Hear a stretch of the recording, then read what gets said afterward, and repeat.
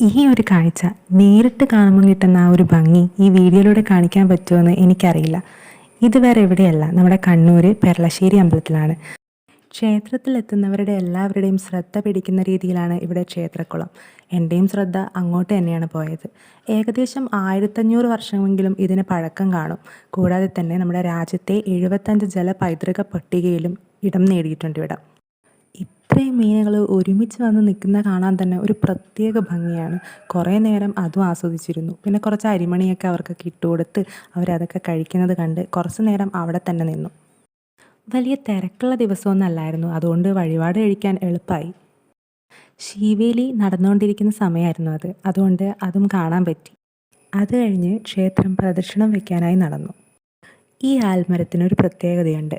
ഇവിടെ വന്നിട്ടുള്ളവർക്ക് എന്തായാലും അറിയായിരിക്കും.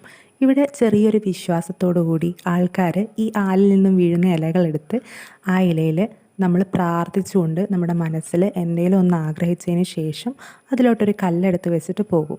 ഞാനാണെങ്കിൽ അവിടെ കിടന്ന് കല്ലിന് വേണ്ടി കുറേ തിരഞ്ഞ് അവസാനം എനിക്കൊരു കല്ല് കിട്ടി. ഞാനും എൻ്റെ ഒരു ആഗ്രഹം പറഞ്ഞ് അവിടെ കല്ല് വെച്ചു. ഇതൊക്കെ മറ്റുള്ള പലരും അവരുടെ ആഗ്രഹങ്ങൾ പറഞ്ഞു വെച്ചിരിക്കുന്ന കല്ലാണ്. പിന്നെ എല്ലാം ഓരോ വിശ്വാസങ്ങളാണല്ലോ. അമ്പലത്തിനോട് ചേർന്ന് തന്നെ മഹാവിഷ്ണു ക്ഷേത്രം കൂടി ഉണ്ടായിരുന്നു. അവിടത്തേക്കും ഞങ്ങളൊന്ന് പോകാൻ തീരുമാനിച്ചു. അവിടെ തൊഴുതതിന് ശേഷം അവിടുത്തെ പ്രസാദവും കൂടെ കഴിച്ച് കുറച്ച് നേരം ഇരുന്നതിന് ശേഷം അവിടെ നിന്ന് ഇറങ്ങി. പിന്നെ ചെറിയ കടകളൊക്കെ ഒന്ന് കയറി എല്ലാം ഒന്ന് നോക്കി ആവശ്യമുള്ള കുറച്ച് സാധനങ്ങളൊക്കെ വാങ്ങി വീട്ടിലേക്ക് മടങ്ങി.